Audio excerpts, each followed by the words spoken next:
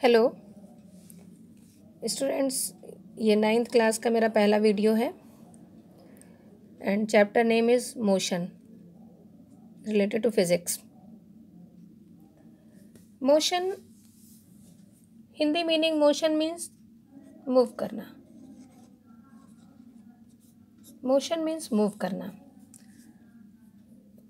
Physics में इसको mechanics कहते हैं।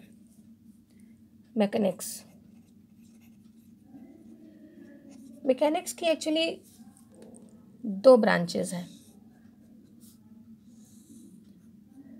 ऑब्जेक्ट या तो मूव करता है या फिर रेस्ट में रहता है। मैकेनिक्स में दो ही चीज़ें हो सकती हैं, या तो ऑब्जेक्ट रेस्ट में रहेगा, ऑब्जेक्ट इज इन रेस्ट, या फिर object is in motion.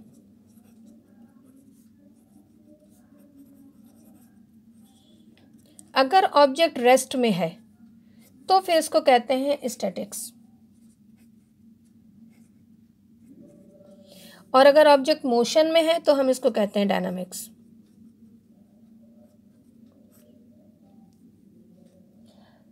Dynamics में बॉडी के मोशंस के बारे में बात करते हैं। डायनामिक्स का एक और भी अलग सब डिवीज़न है, सब ब्रांच है, जिसको हम कहते हैं काइनेमैटिक्स।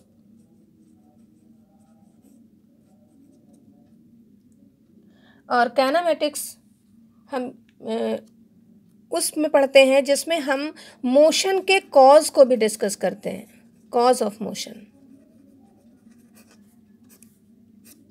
जैसे कि किस वजह से, फोर्स लगने की वजह से, किस वजह से बॉडी में मोशन आया है, ग्रेविटी की वजह से आया है, ये सब मोशन का डिस्कशन करते हैं, जिस ब्रांच में इसको हम कहते हैं काइनेमैटिक्स। डिफरेंट टाइप के मोशंस होते हैं। अगर मोशन का टाइप देखा जाए तो मोशन का हमने मीनिंग क्या समझा? मोशन मीन्स जब बॉडी रेस्ट में ना हो, जब बॉडी मूव कर रही हो। तो ये मोशन कई तरीके के होते हैं, जैसे कि सर्कुलर मोशन। सर्कुलर मोशन से क्या पता चल रहा है? बॉडी सर्कल के फॉर्म में मूव कर रही है। रोटेशनल भी, एक सेंटर के चारों तरफ रोटेट कर रही है। ऑसिलेटरी मोशन मतलब एक ही जगह से बार बार वाइब्रेट कर रही है, ऑसिलेटरी मोशन। एक मैंने क्या बताया है? Rotational motion.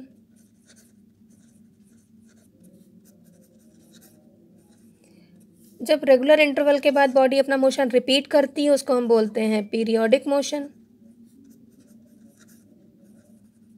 जो नहीं करती इस तरीके से उसको बोलते हैं नॉन पीरियोडिक मोशन।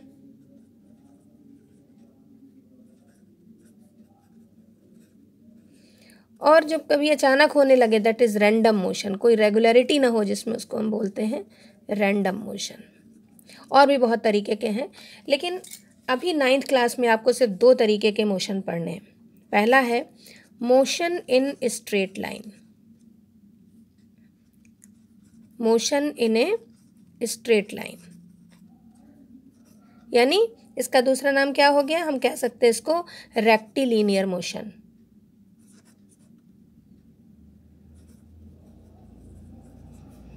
इसको हम कह सकते हैं रेक्टिलिनियर मोशन। और अब ये रेक्टिलिनियर मोशन तीन तरीके से हो सकता है। देखिए, स्ट्रेट लाइन ही तो लेना है, या तो हॉरिजॉन्टल हो रहा हो एक्स एक्सिस पर, तो ये हो गया, ये भी रेक्टिलिनियर मोशन है। अगर ये वर्टिकली हो रहा है वाई एक्सिस में तो भी ये रेक्टिलिनियर मोशन है, और अगर ये स्लैंटिंग जा रहा है जेड एक्सिस में तो भी ये रेक्टिलिनियर मोशन है। ये तीनों एक्सिस पर हो सकता है, किसी भी एक्सिस पर होता है, इंटरन्यूक्लियर एक्सिस पर भी हो सकता है, लेकिन इसको स्ट्रेट लाइन पर जाना चाहिए, शर्त यही होती है। तो हम कई तरीके से देख सकते हैं। हॉरिजॉन्टल भी हो सकता है, ये क्या हो गया? हॉरिजॉन्टल। ये क्या हो गया? वर्टिकल। और ये हो गया तुम्हारा स्लैंटेड। ये स्लैंटेड मोशन हो गया।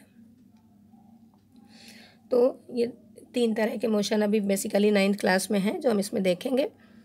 एक दूसरे टाइप का मोशन होता है जिसको, जो आपके 9th के क्लास में पोर्शन में है, और उसको हम बोलते हैं uniform circular motion. Circular motion में बॉडी एक सेंटर के चारों तरफ रोटेट करती है सर्किल में, और इसका हम डिस्कस अभी करेंगे। अब इससे पहले हम देखते हैं कि बॉडी की दो सिचुएशन होती हैं, या तो रेस्ट या फिर मोशन। तो रेस्ट क्या है? What is rest? Rest means जब बॉडी, जैसे कि एक पेड़ है, ट्री है, वो एक जगह पर फिक्स है, वो मोशन नहीं कर सकता। एक बिल्डिंग वो मोशन नहीं कर सकती, बट पेड़ से गिरता हुआ फल, एप्पल, अगर एप्पल ट्री से गिर रहा है, दैट इज इन मोशन। एक फ्लाइंग बर्ड मोशन में है, मूविंग कार मोशन में है। अब आप समझ सकते हैं, इस तरह के डिफरेंट एग्जाम्पल्स हमारी लाइफ में हैं, चारों तरफ दिखते हैं। कौन सा ऑब्जेक्ट रेस्ट में है, कौन सा ऑब्जेक्ट मोशन में है, ये हम अच्छी तरह पहचान सकते हैं। सो रेस्ट की डेफिनेशन क्या है? रेस्ट की डेफिनेशन आप लिख सकते हैं मेरे साथ साथ। A body is said to be at rest. A body is said to be at rest कब कही जा सकती है? When its position does not change with time। Time तो चेंज हो रहा है, टाइम तो रुकता ही नहीं कभी, टाइम हर पल बदलता है, लेकिन उसके कंपैरिजन में बॉडी अपना पोजीशन नहीं चेंज कर रही है। अगर ये पेन यहाँ रखा है और टाइम गुजर रहा है लेकिन पेन की पोजीशन नहीं हिल रही है, that is the pain in the position of rest. और अगर ये पेन मूव कर रहा है टाइम के साथ साथ, तो ये क्या होगा? ये बॉडी, टाइम भी ट्रैवल कर रहा है, उसके साथ साथ बॉडी भी मूव कर रही है, और इसलिए पेन की जो सिचुएशन होगी वो मोशन की हो जाएगी। सो पहला रेस्ट की पोजीशन समझे। A body is said to be at rest when its position does not change with time with respect to the observer. देखने वाले को लगना चाहिए, with respect to the observer. ये है रेस्ट का एग्जाम्पल। तो मोशन का क्या होगा? अभी मैंने बताया आपको मोशन की डेफिनेशन क्या होगी, आप लिख सकते हो मेरे साथ। A body is said to be in motion. अब इसका जस्ट अपोजिट आपको लिखना है। A body is said to be in motion when its position changes with time। अभी मैंने बताया टाइम तो मूव करता है, टाइम तो रुकता ही नहीं कभी। टाइम के साथ साथ जब ऑब्जेक्ट की पोजीशन भी बदल जाए तो वो ऑब्जेक्ट मोशन में होता है। विद रेस्पेक्ट टू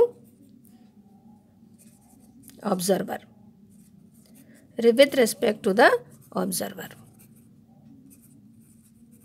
तो आपको डिफरेंस पता चल गया। रेस्ट में क्या है? एग्जाम्पल, एक ट्री, लेकिन the fruits falling from the tree is in motion. Tree तो रेस्ट में है, बट जो उससे फल गिर रहा है दैट इज इन मोशन। अब इसके बाद आती हैं फिजिकल क्वांटिटीज। क्या है फिजिकल क्वांटिटीज? फिजिकल क्वांटिटीज़, हम लोग फिजिक्स पढ़ रहे हैं, इसमें फिजिकल क्वांटिटीज़ को आपने 6 क्लास से पढ़ना शुरू कर दिया है। फिजिकल क्वांटिटीज़ में क्या आता है? लेंथ, हाइट, टाइम, वेट, मास, सो मेनी थिंग्स। फोर्स को मेज़र करने का न्यूटन, बहुत सारी फिजिकल क्वांटिटीज़ हैं। तो अब इन फिजिकल क्वांटिटीज़ को हम 2 डिफरेंट टाइप की क्वांटिटीज़ में कैटेगराइज करेंगे। फिजिकल क्वांटिटीज़ बेसिकली 2 तरीके की होती हैं। पहला है scalar quantity,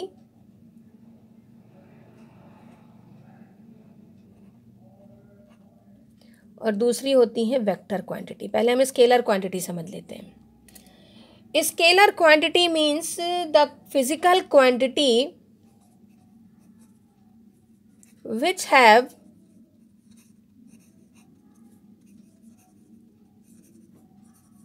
only magnitude,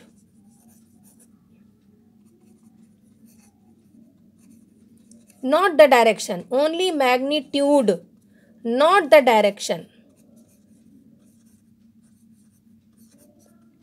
means जिससे डायरेक्शन की कोई इन्फॉर्मेशन नहीं मिले, तो वो क्वांटिटीज़ क्या होती हैं? Scalar quantity. मैं आपको एग्जांपल दूं कि हम 100 किलोमीटर कानपुर की तरफ हम 100 किलोमीटर चले, हम अपनी कार से 100 किलोमीटर चले, क्या ये इन्फॉर्मेशन डायरेक्शन बता रही है? नहीं। लेकिन जब हम कहते हैं कि हम 100 किलोमीटर कानपुर की तरफ चले, तो ये डायरेक्शन बताती है। आप बता सकते हैं कि कौन सा स्केलर क्वांटिटी है, कौन सा वेक्टर क्वांटिटी है? हम 100 किलोमीटर चले, ये स्केलर क्वांटिटी है, और हम 100 किलोमीटर कानपुर की तरफ चले, ये वेक्टर क्वांटिटी है।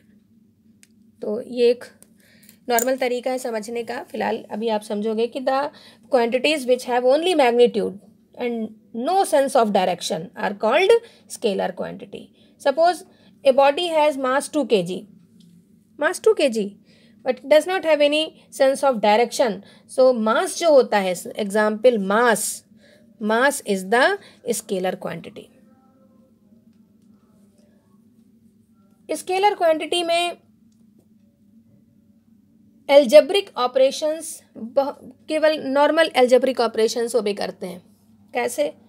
जैसे अगर एक बॉडी का मास 2 kg है और दूसरी बॉडी का मास 5 kg है, तो स्केलर क्वांटिटी में इसको सम करके हम 7 kg ही लिख सकते हैं। सिंपल एल्जेब्रिक ऑपरेशन होता है।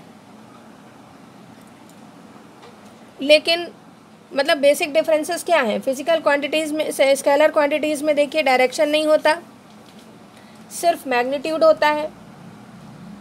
एल्जेब्रिक ऑपरेशंस जो होते हैं वो नॉर्मल एल्जेब्रिक ऑपरेशंस होते हैं कि हम जो भी वैल्यूज़ दी गई हैं उनका सिंपल एल्जेब्रिक फंक्शन करेंगे और जो वैल्यू आएगी, मतलब इसमें हम 5 kg माइनस 2 kg करके 3 kg आंसर नहीं निकाल सकते। अगर ऐसा कर सकते तो ये वेक्टर क्वांटिटी हो जाता।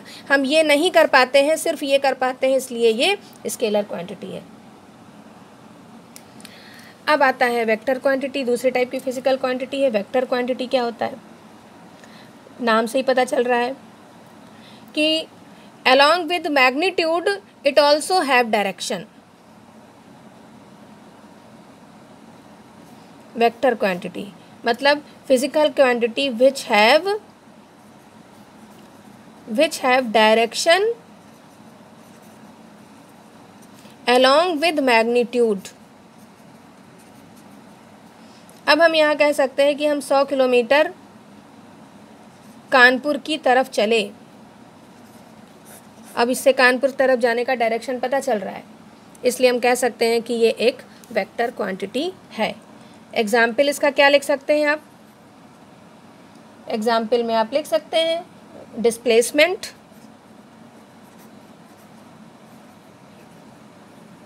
जबकि स्केलर क्वांटिटी में क्या लिख सकते हैं? डिस्टेंस। दोनों का यूनिट मीटर है, डिस्टेंस डिस्प्लेसमेंट दोनों का यूनिट मीटर है, लेकिन ये डायरेक्शन नहीं बताता, डिस्प्लेसमेंट डायरेक्शन बताता है, इसलिए डिस्प्लेसमेंट वेक्टर क्वांटिटी है। ठीक है, ये डायरेक्शन हमें बताता है, मैग्नीट्यूड नहीं बताता है, ये सिर्फ मैग्नीट्यूड बताता है, इसका सिंपल एल्जेब्रिक ऑपरेशन होता है।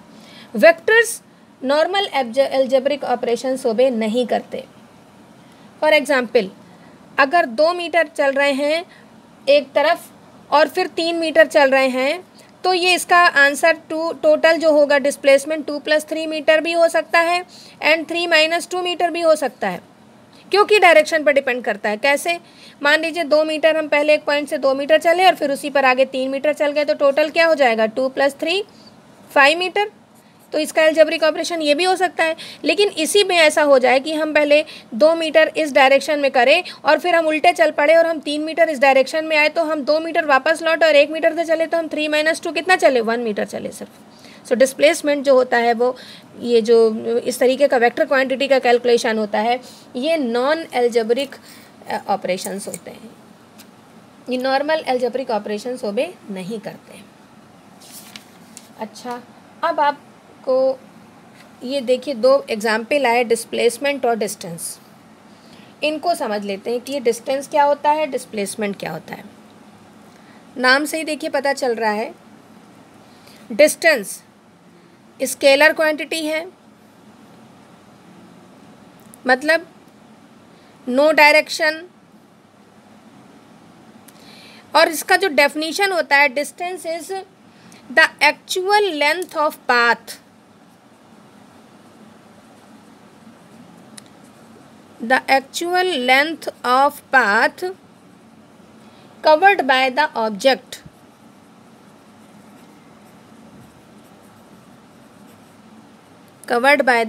object between initial and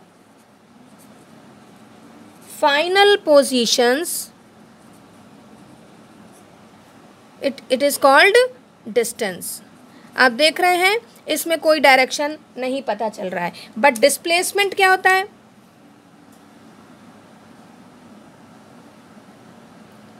displacement क्या होता है? ये एक वेक्टर क्वांटिटी है, इसमें डायरेक्शन दिखता है, डायरेक्शन पता चलता है, ये शो करता है डायरेक्शन। तो इसका जो डेफिनेशन होगा वो क्या होगा? The shortest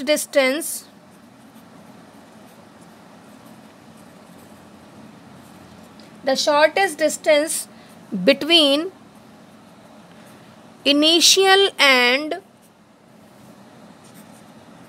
final positions of the object is called displacement. हम इसको एक एग्जाम्पल से आपको समझाते हैं। सपोज हम यहाँ पर खड़े हैं, दिस इज द पोजीशन, ये इट्स माय पोजीशन। हम आप डायरेक्शन ड्रॉ कर सकते हो, north, south, east, west. Suppose ये है डायरेक्शन। हम अपने घर से 2 किलोमीटर नॉर्थ की तरफ चले और अपनी एक पोजीशन पर पहुंच गए, और उसके बाद हम 3 किलोमीटर हम ईस्ट की तरफ चले, हम यहाँ पहुंच गए। This is the final destination, यानी हमने ए पॉइंट से चलना शुरू किया और हम बी पॉइंट पर पहुंच गए। सो डिस्टेंस ट्रेवल कितना हो गया? Length of path 2 kilometre plus 3 kilometre. So distance कितना आ जाएगा? Distance is equals to 2 kilometre plus 3 kilometre, total distance is 5 kilometre. But displacement कितना होगा? This shortest distance, that shortest distance between the final and initial point. So the displacement क्या हो जाएगा? आप देख लें, मीन्स दिस वन। अब यहाँ पर पाइथागोरस लगा सकते हो आप। डिस्प्लेसमेंट कितना हो जाएगा? यानी ABC अगर माना है आपने, then under root AB square plus BC square, यानी √2 स्क्वायर प्लस 3 स्क्वायर। इसको कैलकुलेट कर लेंगे, ये आपका क्या जाएगा? डिस्प्लेसमेंट। तो इस वीडियो को आप पढ़िए, समझिए और बताइए कि मुझे कैसा लगा। और लाइक करिए, शेयर करिए, सब्सक्राइब करिए। Thank you.